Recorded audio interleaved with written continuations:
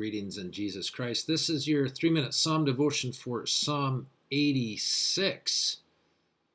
Psalm 86 is a wonderful, shorter psalm of prayer that teaches us to cry out to God in our need when enemies threaten, and to remind ourselves that God is good and kind and forgiving to those who call upon him. And so it teaches us to call upon him for help, just as a child will call upon his or her parent when they're in trouble and expect to be heard. Now, the contrary to that doctrine that's taught here, that God is kind and forgiving to all who call upon him, is that God is crooked and hard to those who don't call upon him, right?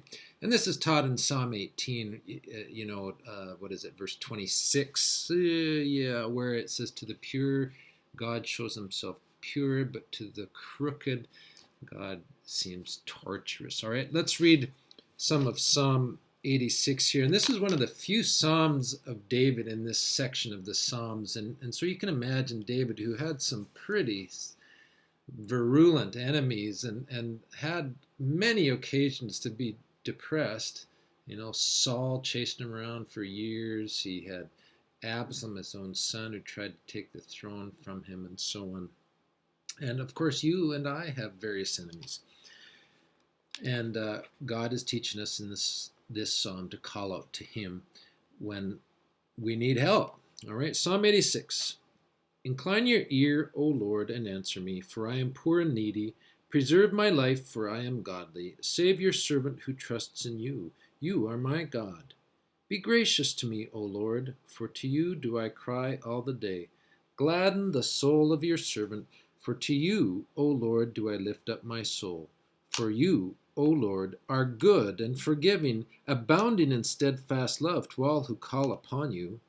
Give ear, O Lord, to my prayer. Listen to my plea for grace. In the day of my trouble, I call upon you, for you answer me.